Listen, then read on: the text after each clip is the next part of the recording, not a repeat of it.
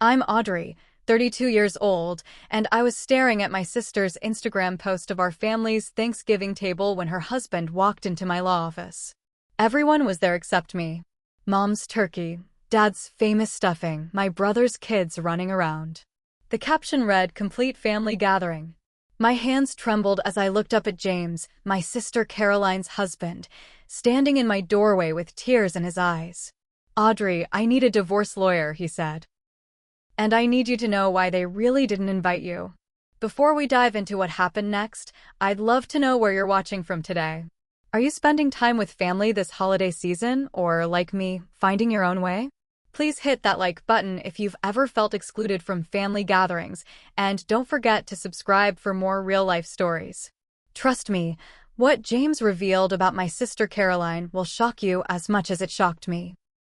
Let's get into this wild family drama that changed everything I thought I knew about blood and loyalty.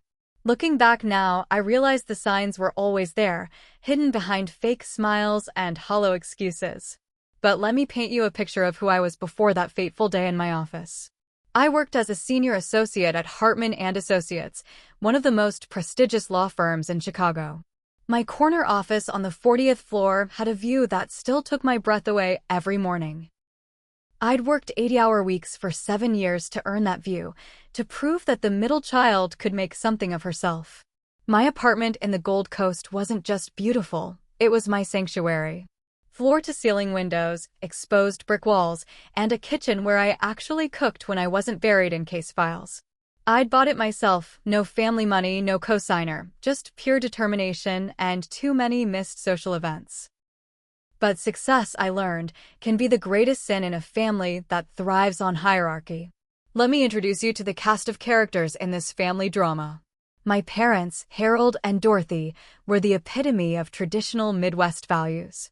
Dad ran a successful construction business, and Mom played the perfect housewife, hosting charity luncheons and managing her children's lives with an iron fist wrapped in a velvet glove. Then there was Caroline, my older sister by 3 years, the golden child who could do no wrong. She married James right out of college, had 2 perfect children, and lived in a suburban mansion that looked like something out of a magazine. My younger brother Mitchell, at 29, still acted like a lost puppy, following wherever our parents led, never quite finding his own path. The exclusion didn't happen overnight. It started 3 years ago when I broke off my engagement to Todd. The wedding was supposed to be the event of the year, at least according to my mother, who had already put deposits down on the country club, the flowers, the band. But I couldn't go through with marrying a man I caught in bed with another woman just 2 months before our wedding date. You'd think my family would support me, rally around me during such a betrayal. Instead, they blamed me for the embarrassment, for the lost deposits, for ruining their perfect image. First, it was small things. I'd find out about family dinners after they happened, seeing photos on Facebook with captions like, "Love these spontaneous family moments." The birthday cards became texts, then the texts became afterthoughts. Group messages would pop up on my phone, but I'd realize I was added hours after the conversation started, like a courtesy rather than inclusion. Last Christmas, I got a generic gift card while everyone else exchanged thoughtful presents. Mom said she didn't know what to get me anymore, as if my interests had suddenly become foreign to her. This Thanksgiving was different though. There wasn't even a pretense of invitation. No awkward texts saying they assumed I'd be too busy with work. No last minute, "Oh, we thought you were out of town." Just silence. Complete, deafening silence. I found out about the gathering the same way distant relatives did, through Caroline's perfectly curated Instagram feed. That's when James walked into my office, and everything I thought I knew shattered like glass. He sat down across from my desk, his usual confident demeanor replaced with something raw and broken. "Audrey, I've been watching how they treat you, and I can't stay quiet anymore," he began, his hands shaking as he pulled out his phone. "Caroline has been poisoning them against you for years. It's not about Todd or the wedding. It never was." My mind raced as he showed me text messages, emails, conversations he'd screenshot over months. The truth was uglier than any case I'd ever worked on. Caroline had been systematically turning our family against me, not out of concern or misunderstanding, but out of pure jealousy. Every promotion I got, every success I achieved, she countered with a lie about me to our parents. She told them I'd been bad-mouthing the family at professional events, that I was embarrassed by our working-class roots, that I thought I was better than them. She told your mother you called her parenting outdated, James continued, scrolling through more evidence. She said you made fun of your father's business at a law firm dinner. None of it was true, Audrey. I was at that dinner. You spent 20 minutes bragging about how your dad built his company from nothing. The first betrayal cut deep, but it was just the beginning. Caroline had crafted an entire narrative where I was the villain, the ungrateful daughter who chose career over family, success over love. She played the victim so well that even I had started to believe maybe I was the problem. Maybe I had become too focused on work, too distant, too different from the girl who grew up in our modest suburban home. But James's next words changed everything. I need a divorce, Audrey.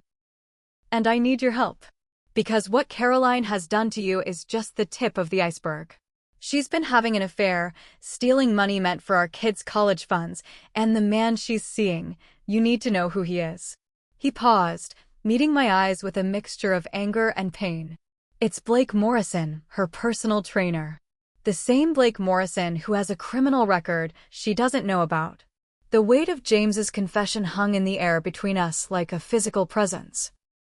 I'd handled hundreds of divorce cases, seen marriages crumble for every reason imaginable, but sitting there with my brother-in-law, the magnitude of my sister's deception felt personal in a way that shook me to my core.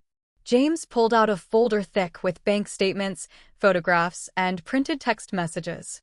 His hands trembled as he spread them across my desk, each piece of evidence another crack in the facade of Caroline's perfect life. It started 2 years ago, James began, his voice barely above a whisper. At first, I thought she was just going through something. She became obsessed with her appearance, spent hours at the gym, thousands on new clothes. I supported it, thought maybe she needed to find herself again after having the kids. But then the lies started. Business trips that didn't exist, girls' nights that none of her friends knew about, credit card charges at hotels in the middle of the day. The bank statements told a story of systematic deception. Withdrawals from their children's college savings accounts, transfers to accounts I didn't recognize, purchases that made no sense for a suburban mother of two. Lingerie from boutiques, expensive jewelry James had never seen, restaurant charges for intimate dinners when she was supposedly at PTA meetings. The total was staggering, over $200,000 siphoned away over 24 months. She met Blake at the gym, James continued, showing me a photo of a man who looked like he'd stepped out of a fitness magazine. Tall, muscled, with the kind of smile that probably made suburban wives forget their marriage vows. Started as training sessions, then coffee after workouts, then this. He showed me screenshots of text messages that left nothing to the imagination. Plans to run away together, declarations of love, and most damning, discussions about the money. My phone buzzed violently on the desk. Caroline's name flashed on the screen. James went pale. She has a tracking app on my phone. She knows I'm here. I answered, putting it on speaker without saying a word. What followed was a verbal assault that would have made my toughest opposing counsel flinch. You pathetic, jealous witch. Caroline's voice screeched through the speaker. How dare you try to steal my husband? Isn't it enough that you've already ruined every family gathering with your presence? Now you're trying to destroy my marriage. The irony of her accusation wasn't lost on either of us. I know exactly what you're doing, Audrey. You've always been jealous of my perfect life, my beautiful home, my loving family. You couldn't keep Todd, so now you're after James. I found my voice, steady despite the rage building inside me. Caroline, James came to me as a client. I'm a lawyer, remember? The one you told Mom and Dad was too ambitious to care about family. The silence on the other end was brief before she launched into threats that would have been laughable if they weren't so vicious. You have no idea who you're messing with, she hissed. I have connections you can't imagine. Partners at your firm who owe me favors, judges who attend my charity events. I will destroy your career, your reputation, everything you've worked for. By the time I'm done with you, you won't be able to get a job defending parking tickets. The call ended with her promising to make my life hell. Within an hour, the family group chat I'd been excluded from for months suddenly included me again. The messages came fast and furious. Dad's disappointment dripped from every word. How could you do this to your own sister? Mom's was worse, laden with the kind of passive-aggressive guilt only a mother can wield. After everything we've done for you, this is how you repay us? Mitchell's text was perhaps the most painful. Caroline told us everything. How you've been trying to seduce James for months, showing up at their house when she's not home, sending inappropriate messages. You're sick, Audrey. You need help. The lies were so elaborate, so detailed, that I wondered how long she'd been planning this contingency. My assistant Leslie knocked on my door, her face flushed with what I thought was concern. Audrey, I'm so sorry about what's happening with your family, she said, clutching a cup of coffee. It wasn't until later that I realized she hadn't brought me coffee in the 2 years she'd worked for me. That should have been my first clue. The attack on my reputation began immediately. By that afternoon, a formal complaint had been filed with the Illinois Bar Association. The allegations were serious. Breach of client confidentiality, inappropriate relationships with opposing parties, financial improprieties in handling client funds. Each claim was based on a kernel of truth twisted beyond recognition. A dinner meeting with a client became a romantic rendezvous. A successful settlement became evidence of under-the-table dealings. My pro bono work was reframed as money laundering. But the betrayal that cut deepest came when I discovered the truth about Leslie. James had done his homework, bringing security footage from Caroline's gym showing Leslie meeting with my sister regularly for the past 2 years. Their conversation at a coffee shop, captured by a private investigator James had hired, revealed everything. Leslie had been planted in my office, feeding Caroline information about my cases, my schedule, my personal life. Every success I'd shared with my assistant had been weaponized against me. She knew you were getting the partnership track. Leslie's voice was clear on the recording. She needed something to derail it. The bar complaint should do it. I gave her enough information to make it look credible. Caroline's response was chilling. Perfect. I need her out of the picture permanently. She's always been the smart one, the successful one. Do you know how hard it is to be the older sister who peaked in college while little Audrey conquers the world? The speed at which my world unraveled was breathtaking. Within 48 hours, I'd gone from successful lawyer to family pariah and professional liability. The senior partners called an emergency meeting. Walking into that conference room, seeing their faces ranging from disappointment to suspicion, I felt like I was drowning on dry land. But I'd built my career on fighting when my back was against the wall, and I wasn't about to stop now. The conference room at Hartman and Associates had never felt smaller as I faced the senior partners. David Sterling, who'd mentored me since my first day, looked torn between disappointment and disbelief. Margaret Hartman herself sat at the head of the table, her expression unreadable behind wire-rimmed glasses. They'd printed out the bar complaint, now sitting in front of me like an indictment. Audrey, David began, his voice strained, these are serious allegations. We need to understand what's happening here. I took a deep breath, knowing that the truth sounded more unbelievable than Caroline's carefully crafted lies. But I'd come prepared. Years of building cases had taught me that evidence speaks louder than words. I opened my laptop, pulling up the files James had shared with me that morning. What I'm about to show you will explain everything, I said, my voice steady despite my racing heart. My sister Caroline has orchestrated an elaborate scheme to destroy my career and reputation. I have proof. The room was silent as I presented the evidence. The planted assistant, the recorded conversations, the financial fraud, the affair. With each revelation, I watched their expressions shift from skepticism to shock. Margaret was the first to speak. This Leslie, she's been accessing confidential files? I nodded, showing them the digital trail our IT department had uncovered after I'd alerted them. Leslie had been copying files, photographing documents, and forwarding emails to Caroline for 2 years. The breach was staggering, affecting dozens of cases. "We need to notify our clients immediately," Margaret said, already reaching for her phone. "This is a catastrophic security breach." But Caroline wasn't done. As we sat in that conference room, my phone buzzed with alerts. Photos were being posted on social media, emailed to partners at rival firms, sent to judges I'd argued before. Each image showed me in various professional settings, but they'd been edited, taken out of context, or captured at angles that suggested impropriety.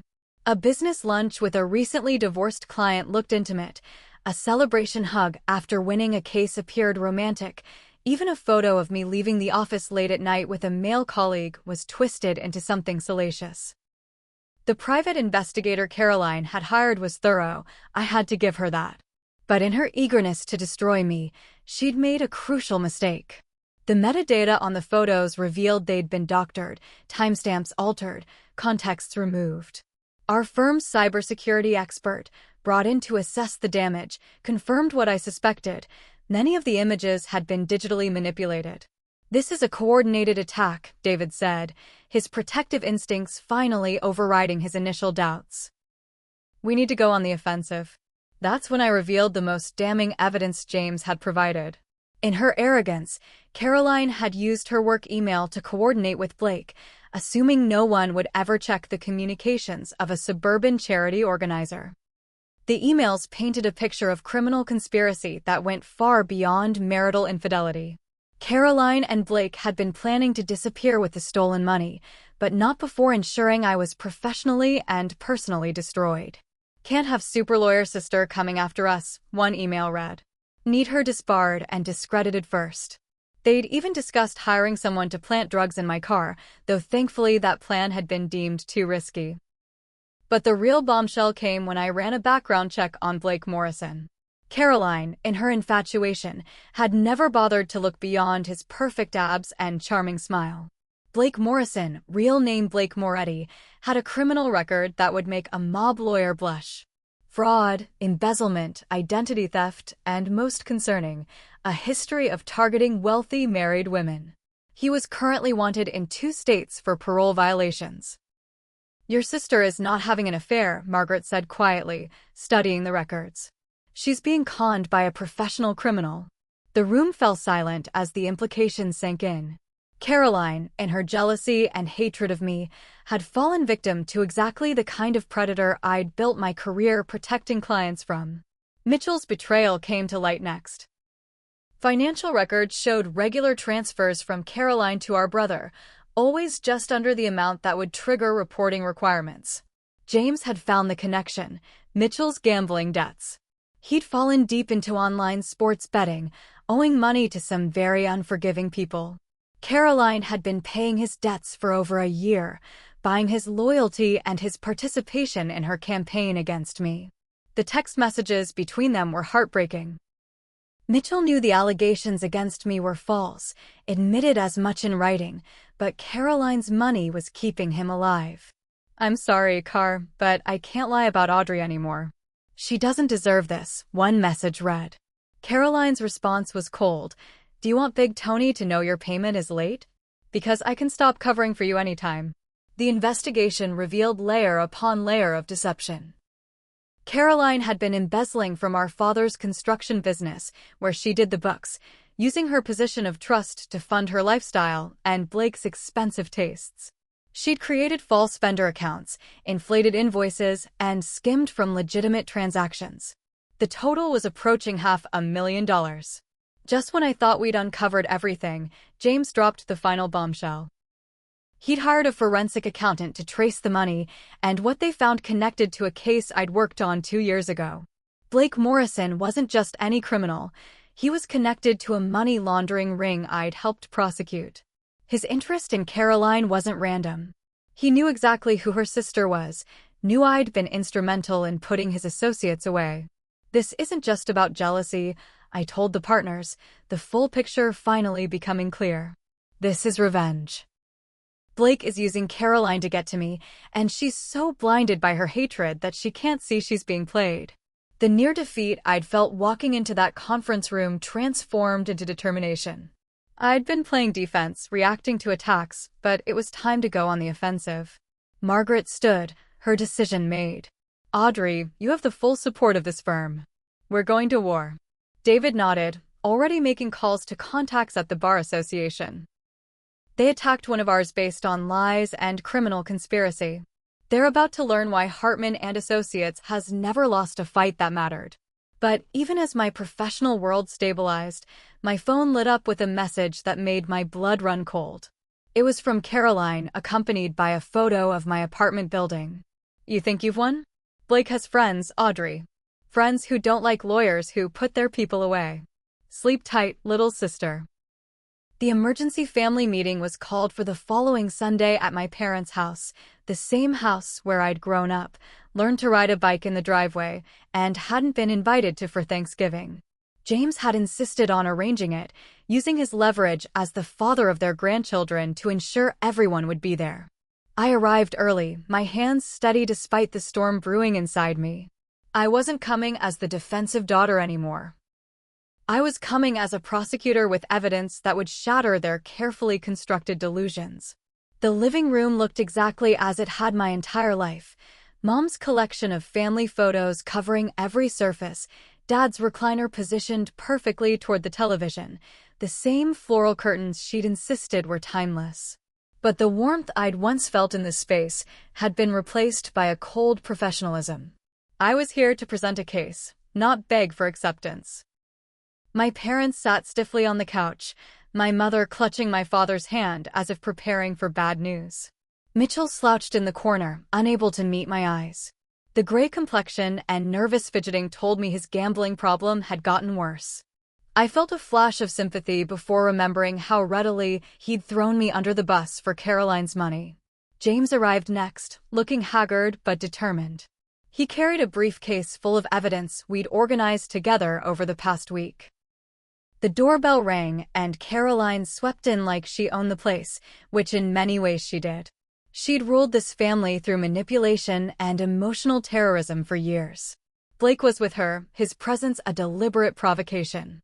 He looked exactly like his photos, handsome, dangerous, and completely comfortable with the chaos he was causing. "Well, isn't this cozy?" Caroline said, her voice dripping with false sweetness. The family traitor called a meeting. "Should I be worried, Audrey? Are you going to try to turn everyone against me the way you've poisoned my husband?" She draped herself across a chair, Blake standing behind her like a bodyguard. The performance was flawless. I had to admire her commitment to the role of victim. James didn't waste time with pleasantries. He opened his briefcase and began laying out documents on the coffee table with the precision of a man who'd rehearsed this moment. "Harold, Dorothy, I need you to see what's really been happening in your family." The bank statements came first, showing the systematic theft from their grandchildren's futures. "These are fake," Caroline said immediately, but her voice wavered. She hadn't expected James to be this prepared. "Audrey obviously created these to support her sick fantasy of stealing my life. But our father was already studying the documents with the eye of a businessman who'd built a company from nothing. He knew authentic bank statements when he saw them. The affair evidence came next. Photos, text messages, credit card receipts." Mom gasped at the explicit nature of some messages, her face flushing with secondhand embarrassment. Caroline's mask began to slip. "You hired someone to spy on me?" she shrieked at James. "This is illegal. I'll have you arrested." Blake's hand moved to her shoulder, but his eyes were on the door, already calculating exit strategies. "Let's talk about illegal," I said, speaking for the first time since Caroline's arrival.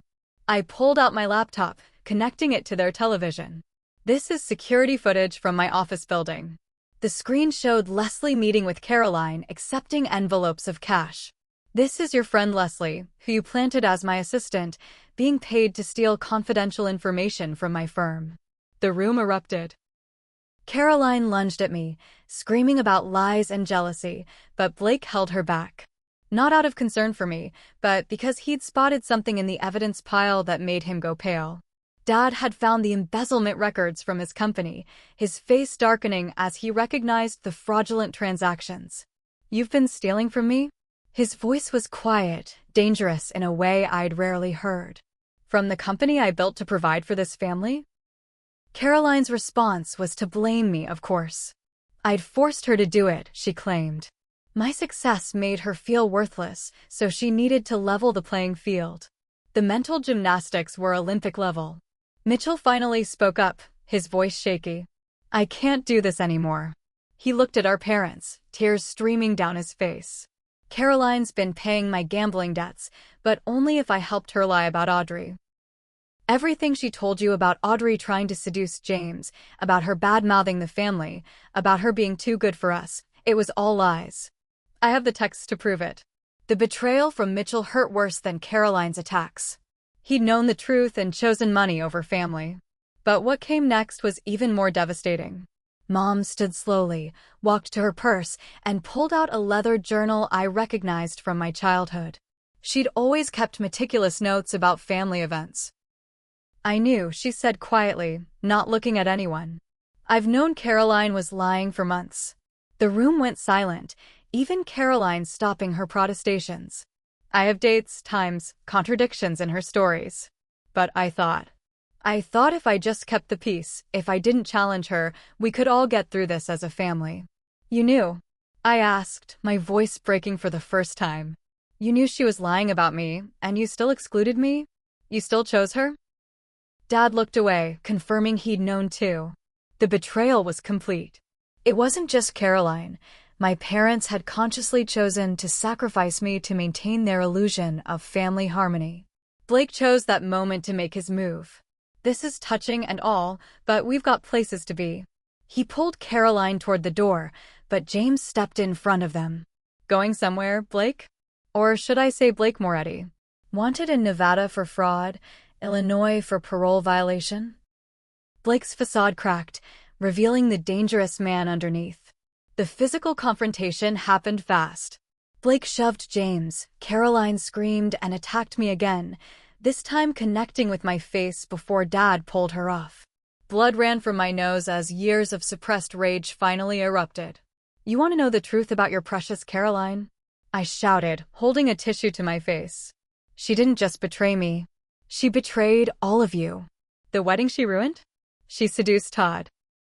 She didn't want him. She just wanted to hurt me. And you all knew. You all knew and chose to punish me for her cruelty. The admission hung in the air like poison gas. Caroline's face went white, realizing I knew her ultimate secret. He came onto me, she said weakly, but even Blake looked disgusted by this revelation. A con man with more integrity than my sister. I have his confession, I continued, pulling up the email Todd had sent me last year, apologizing and explaining everything. He was drunk, vulnerable after a fight we'd had, and Caroline targeted him. Planned it. Bragged about it to her friends. I looked at my parents, searching for some sign of remorse. And when you found out, instead of confronting her, you excluded me. Made me the villain so you wouldn't have to acknowledge what she really is. Mom was crying now, ugly sobs that shook her whole body. Dad sat defeated, looking older than I'd ever seen him. Mitchell had retreated to the corner, curled in on himself. Blake was edging toward the door, already on his phone. Caroline stood alone in the center of the room, her perfect life in ruins around her. I'm your daughter, she said to our parents, as if that excused everything. I'm your firstborn. You're supposed to protect me. The entitlement was staggering. Even now, caught in her web of lies, she expected them to choose her. And the heartbreaking thing was, part of me knew they might. But James wasn't done. He pulled out his final piece of evidence, a recording from their home security system. Caroline's voice filled the room, talking to Blake about their plans. Not just to run away with the money, but to deal with Audrey permanently. She has too many connections, Caroline's recorded voice said. Even if we disappear, she'll find us. Blake, you promised your friends would handle it. The implication was clear. My sister hadn't just wanted me disgraced. She'd wanted me gone. Permanently. The room exploded again, but this time it was Dad who moved. For a moment, I thought he was going to hit Blake. Instead, he picked up the phone and dialed 911. I need to report an embezzlement and conspiracy to commit murder, he said, his voice steady despite the tears on his face. Caroline's scream could probably be heard 3 houses away. She turned on everyone. James for betraying her, our parents for not protecting her, Mitchell for confessing, and me, always me, for existing. Blake tried to run but found the front door blocked by James and the back door by Dad. The police arrived within minutes, the evidence overwhelming, the charges serious. As they led Caroline away in handcuffs, she looked back at me one last time. "This isn't over," she promised. "I'll destroy you if it's the last thing I do." Blake was already in the back of another patrol car, his previous warrants ensuring he wouldn't be getting bail. The house felt empty after they left, like a stage after the actors have gone. My family sat in ruins, each processing the devastation in their own way. Mom approached me tentatively, reaching for my face where Caroline had hit me. I stepped back, not ready for her touch. "I need time," I said quietly. "You chose her lies over my truth. You need to live with that for a while." I left them there, in the house where I'd grown up but no longer belonged. James followed me out, equally shell-shocked. "What now?" he asked. I looked back at the house one last time before answering. "Now we rebuild. But this time, we choose our family instead of letting blood choose for us." The war wasn't over, Caroline would make sure of that from behind bars. But for the first time in 3 years, I felt like I could breathe. The weeks following Caroline's arrest became a masterclass in strategic warfare. While she sat in county jail awaiting trial, her network of enablers and flying monkeys launched attack after attack. But I hadn't become a successful lawyer by playing defense, and with the full weight of Hartman and Associates behind me, I was ready to dismantle every lie, expose every conspiracy, and protect the life I'd built from the ashes of my sister's jealousy. Judge Marilyn Chin became my first and most powerful ally. She'd watched me argue cases in her courtroom for years, and when the bar complaint landed on her desk as part of the Ethics Review Committee, she didn't just dismiss it. She launched a full investigation into how such baseless allegations had gotten so far in the system. "Someone greased the wheels on this complaint," she told me over coffee at the courthouse. "These accusations should have been flagged as suspicious immediately." I want names, Audrey. Everyone who touched this file. David Sterling transformed from mentor to warrior, mobilizing the firm's resources in a way I'd only seen for our biggest corporate clients. He assigned a team of investigators to track down every person Caroline had contacted, every favor she'd called in, every lie she'd spread. The network was extensive. A paralegal at a rival firm who owed Caroline money, a court clerk whose son Caroline had tutored, even a janitor who'd been passing information about my schedule. Leslie's termination was swift, but her cooperation was bought with immunity from prosecution. Faced with potential criminal charges for corporate espionage, she sang like a canary. The information she provided revealed Caroline's obsession went back years, long before my broken engagement. She'd kept files on me, tracking my cases, my relationships, my successes. The depth of surveillance was chilling. Leslie even admitted to putting tracking software on my phone during a helpful upgrade she'd suggested. But the real counterattack began when I took Caroline's biggest weapon and turned it against her. The social media campaign she'd used to destroy my reputation became my platform for truth. With the help of a PR firm that specialized in crisis management, we crafted a narrative that was both devastating and true. The successful lawyer targeted by a jealous sister. The family torn apart by greed and deception. The criminal con man who'd exploited a woman's insecurities for financial gain. The story went viral within days. Justice for Audrey began trending as people shared their own experiences with toxic family members. Local news picked it up, then national outlets. Caroline had wanted attention. Now she had it, but not the kind she'd cultivated so carefully. Her charity connections evaporated overnight. The country club revoked her membership. The PTA president position she'd held for 3 years was stripped away. James filed for emergency custody of the children, which Caroline contested from jail. The custody hearing became another battlefield, but one where I had every advantage. The judge, appalled by the evidence of financial theft from the children's college funds and the conspiracy to commit violence, not only granted James full custody, but issued a restraining order preventing Caroline from any contact until the criminal trial was complete. Blake's arrest opened another front in the war. Once his connections to organized crime became clear, the FBI got involved.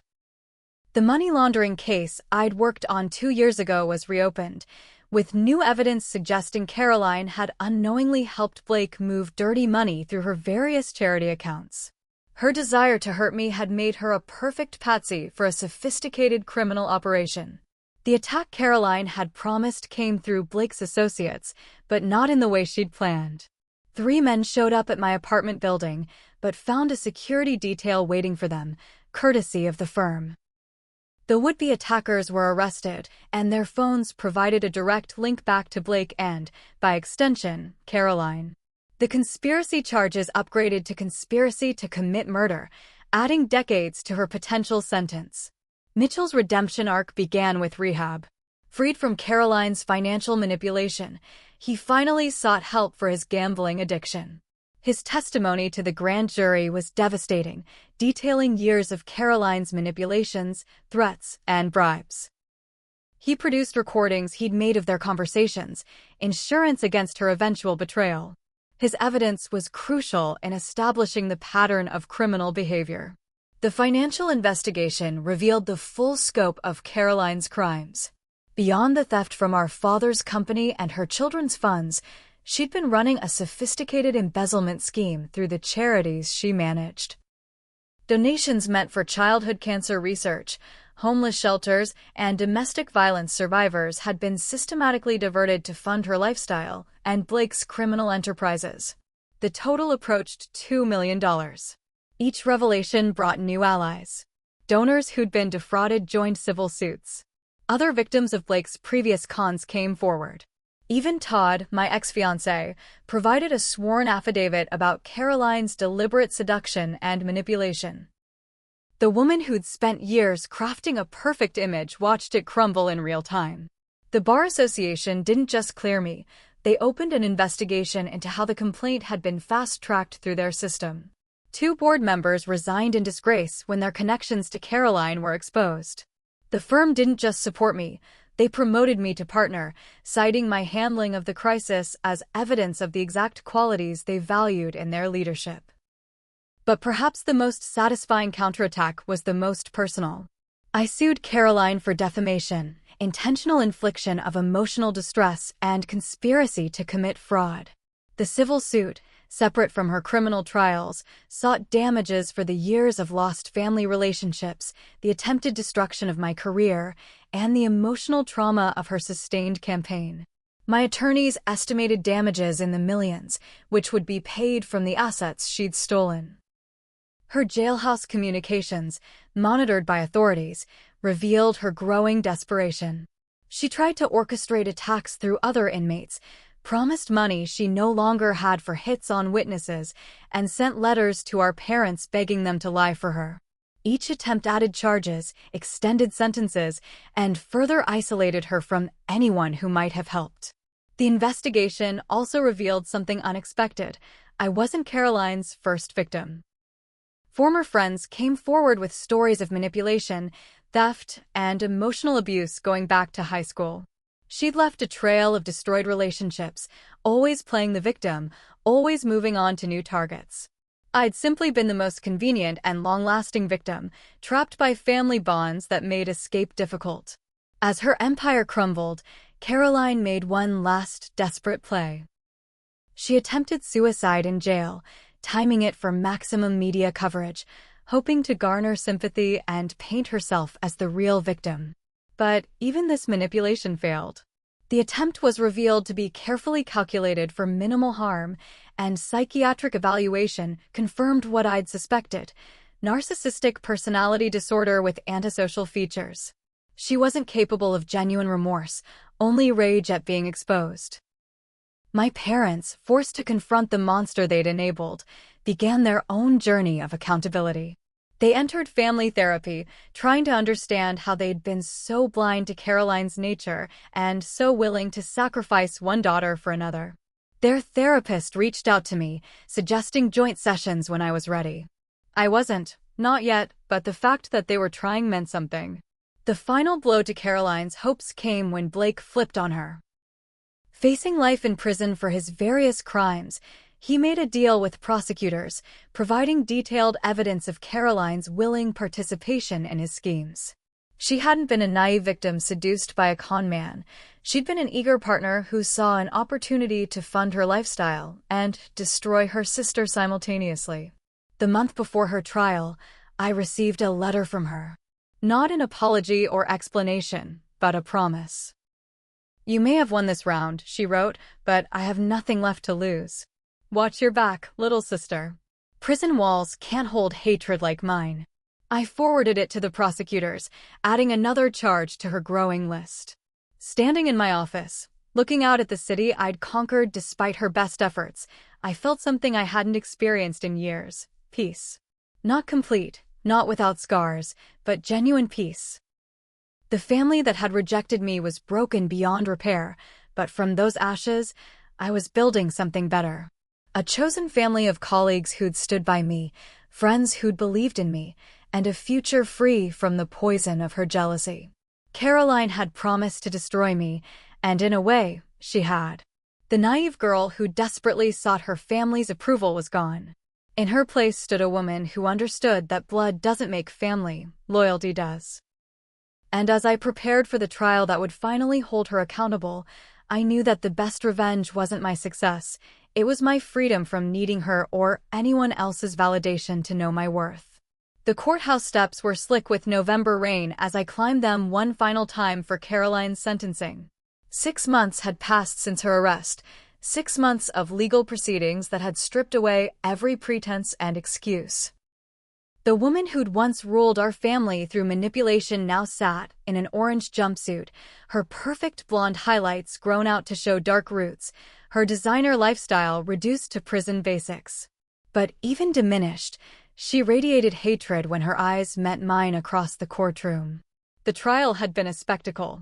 Caroline had insisted on testifying, against her lawyer's advice, convinced she could charm the jury the way she'd charmed everyone else in her life. Instead, they saw what I'd finally recognized: a narcissist incapable of genuine emotion, playing victim even as overwhelming evidence showed her to be the architect of elaborate criminal schemes. The prosecutor had done an exceptional job presenting the evidence, but Caroline had been her own worst enemy, contradicting herself, losing her temper, and eventually screaming at the judge that this was all my fault for being too perfect. When the guilty verdicts came down on all 23 counts, including conspiracy to commit murder, wire fraud, embezzlement, and identity theft, Caroline had fainted dramatically. The jury hadn't been moved. Neither had I. The little girl in me who'd once idolized her older sister had died somewhere between the first forged document and the murder plot. What remained was a woman who understood that justice sometimes means watching family face consequences. James's custody of the children was formalized that same week. Madison, 9, and Jeffrey, 7, were in therapy, processing the reality that their mother had stolen their college funds and tried to have their aunt killed. It broke my heart watching them struggle, but they were resilient kids. James had moved them to a smaller house, away from the memories and the toxic social circle Caroline had cultivated. I visited twice a week, helping with homework, teaching Madison to bake, playing catch with Jeffrey. They called me Aunt Audrey now with genuine affection instead of the formal distance Caroline had insisted on. My promotion to partner at Hartman & Associates came with a corner office on the 42nd floor and a practice focused on financial crimes and family law. The irony wasn't lost on me. My sister's attempts to destroy my career had instead given me a specialty I'd never considered but was uniquely qualified to handle. Clients sought me out specifically because they'd heard my story, trusted that I understood betrayal on a level that went beyond professional expertise. Mitchell's journey continued to inspire.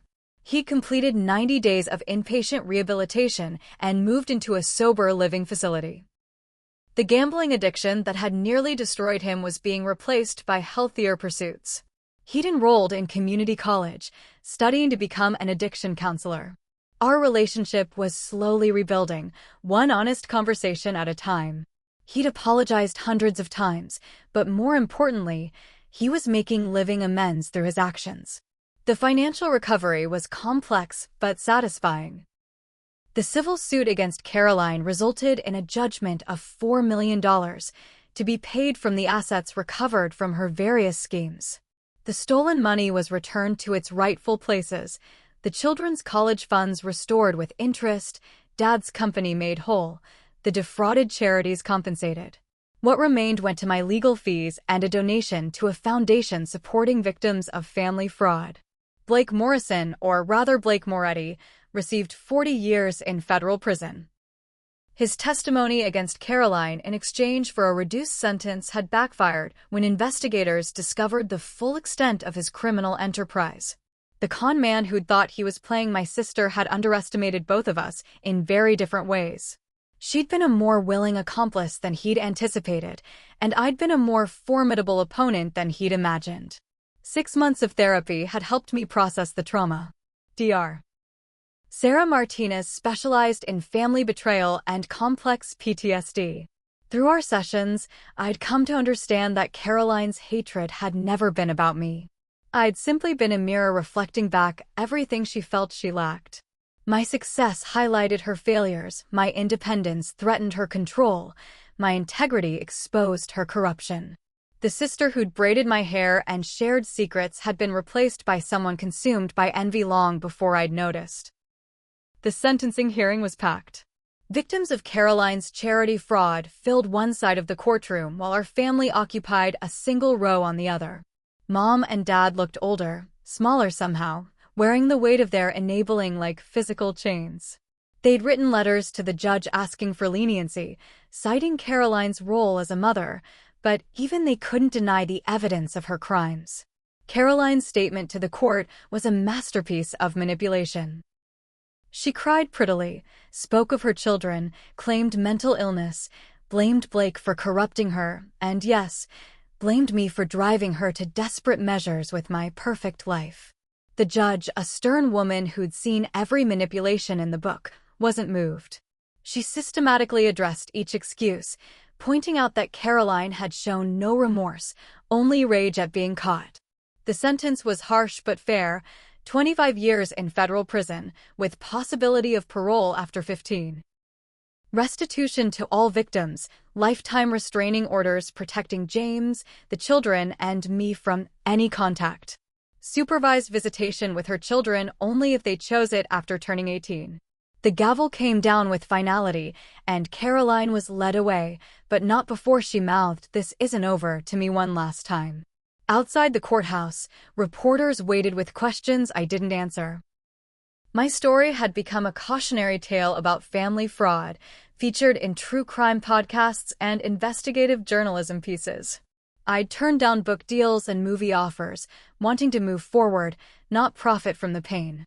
The only interview I'd given was to a nonprofit supporting victims of family financial abuse, hoping my experience might help others recognize the warning signs I'd missed. That evening, I hosted dinner at my apartment. Not the family gathering I'd once dreamed of, but something better, my chosen family. James and the kids, Mitchell fresh from a meeting, David Sterling and his wife, Judge Chin and her partner, even Leslie, who'd become an advocate for corporate security after testifying. We toasted with sparkling cider in deference to Mitchell's sobriety, celebrating not Caroline's downfall but our survival. Madison raised her juice box, suddenly serious. "Aunt Audrey, I'm glad Mom didn't hurt you." The simple statement from a 9-year-old carried more weight than any jury verdict. I hugged her tightly, promising that no one would hurt any of us again. Jeffrey chimed in with his own toast to "the best aunt ever," and I had to excuse myself to the bathroom to cry the healing kind of tears. Later, as I cleaned up with James's help, he asked the question I'd been waiting for. "Do you regret any of it?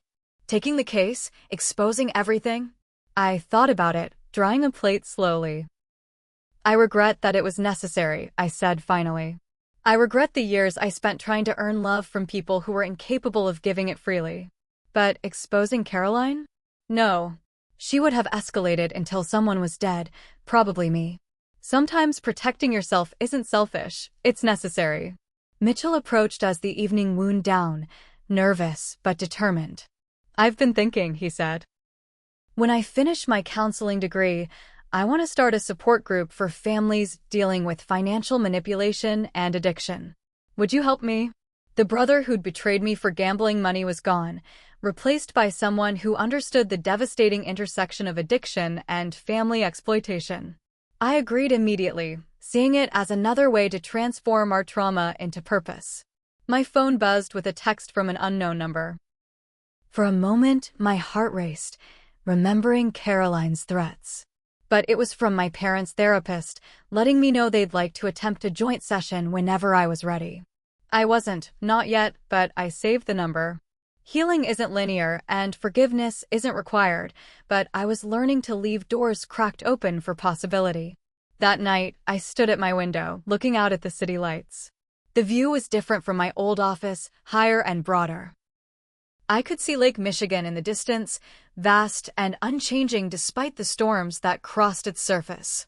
My reflection in the glass showed a woman I was still getting to know, harder than before but not bitter, successful but not at the expense of others, alone by choice but not lonely. Caroline was wrong about one thing. This was over, at least the chapter where she had any power over me. She could rot in prison nurturing her hatred while I built a life surrounded by people who loved me for who I was, not what I could do for them. The empty chair at Thanksgiving that had started this journey no longer represented rejection but liberation.